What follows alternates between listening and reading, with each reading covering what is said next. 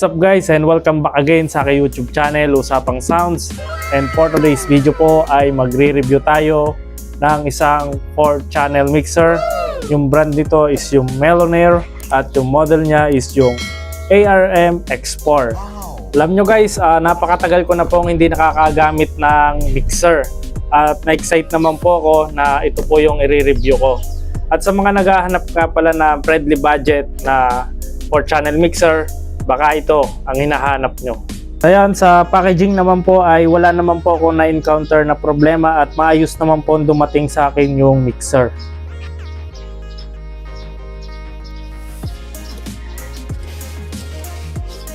Sa package inclusion naman, yung ating mixer, adapter na 12 volts, 2 amps, user manual, at available din pala itong mixer na to sa 4-channel, 6-channel at 8-channel. Tapos nagtataka din ako ba't may nakasamang coupon dito ng Pinex Pro. Anyway, let's proceed to review ng ating mixer. In terms of build quality ay gawa lang po sa plastic itong casing niya, pero pulido naman po at maganda. Ayan na, dito po sa likod yung kanyang switch at saksakan ng adapter. To be honest guys, mga basic lang po yung alam ko sa paggamit ng mixer. Hindi po ako yung professional o yung tipong gagamitin ko itong mixer sa mga computer. So ako talaga pang sounds lang talaga gagamitin ko itong mixer na to. Okay, 4-channel po ito. Channel 1, 2, 3, and 4. Tapos mayroon po siya dito ang dalawang XLR combo jack input. Tapos ito na pong pad ay para ma-reduce yung input signal natin by 26 dB or para ma-prevent natin yung distortion. Tapos ito naman pong HPF or high pass filter ay ipifilter out po nito yung mga frequencies na below sa 80 Hz para ma-reduce po yung vibration at wind noise kapag gumagamit na tayo ng microphone. So, i-activate nyo lang po yan kung kailangan po. So, ito naman po yung gain para sa kanyang channel. At ito naman po yung sinasabing 3-band equalizer. Meron siyang adjustment para sa high, mid, tsaka yung sa low. At ito naman pong effects ay para sa control volume natin ng kanyang effects or yung DSP niya. Tapos ito naman pong sa level ay yung volume control natin kada channel. So yun lang po, basic lang naman po ang alam ko dito. Left and right is stereo out. Dito po tayo magsasaksak ng ating amplifier or active speaker. Tapos itong mixer na to ay meron na din built-in na Bluetooth, tapos USB. Tapos makikita naman natin siya dito sa kanyang panel display. At meron niya pala itong 610 DSP effects. So papakita ko po sa inyo mamaya yan. At yung kanyang dB main meter. So ito po yung gusto ko dito yung sumasabay sa beat yung ilaw. Tapos isang sliding para sa main control. Volume sliding natin napaka-smooth. So, setup ko lang to guys sa ating speaker na gagamitin. Bumili nga pala ako nito guys, XLR-P male to RCA. Kasi male yung ating input dito.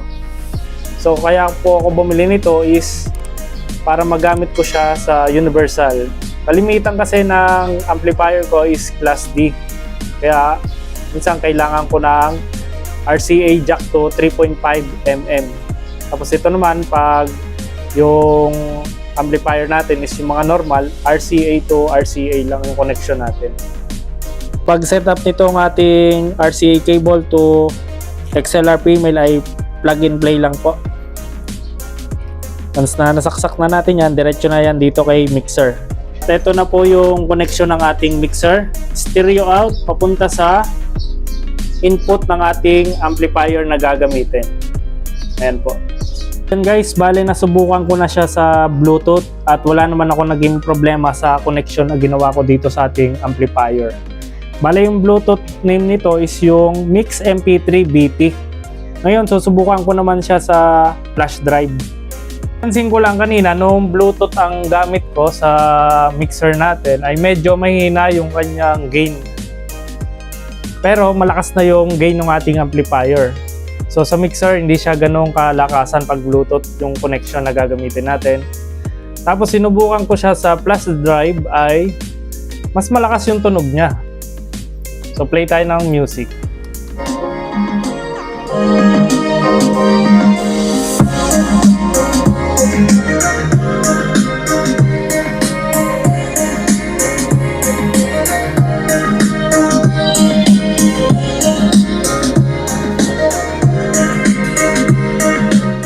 Tapos nagsaksak na din ako ng microphone. Bale yung gamit ko pa rin dito is yung PM26S by Phoenix Pro. Yan, bale sa channel 1 ko lang siya sinaksak. Pagandahan dito, mayroon tayong adjustment nung equalizer sa microphone gaya ng high, mid at saka yung low. Kaya okay na okay din itong mixer na to. Tapos yung effects na ginamit ko is yung program number 4. Hello. Papalit tayo ng music. Ayan. So pwede na pambahay itong mixer na to. Magandang klase na din.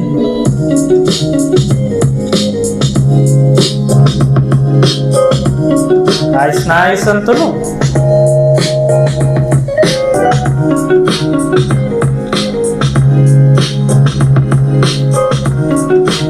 Hello, sound test.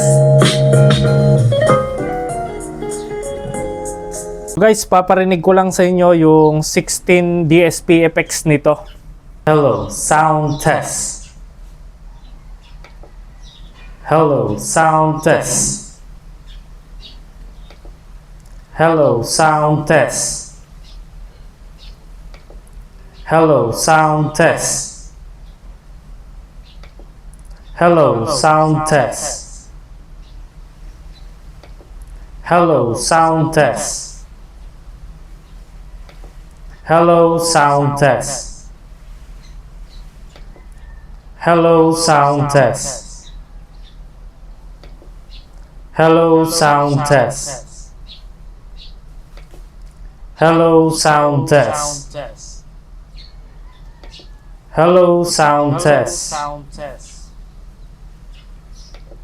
Hello, sound test. Hello, sound test. Hello, sound test. Hello, sound test. Hello, sound test. Yun guys, yung ating 16 DSP effects. At sa tingin ko, isa din yon sa main point or main selling point ng mixer na to.